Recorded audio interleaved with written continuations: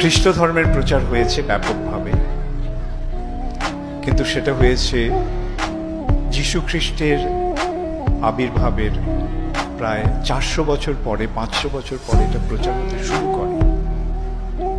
এবং আজকে যে খ্রিস্ট ধর্ম যেটা আমরা দেখছি সেটা 2000 বছরের প্রভাব।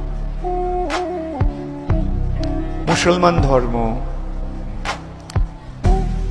1000 বছরের প্রভাব।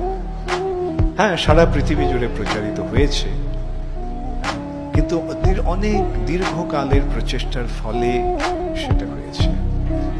কিন্তু শিল প্রভুপাদ 10 বছরের মধ্যে সারা পৃথিবী জুড়ে কৃষ্ণ ভক্তি প্রচার করলেন এবং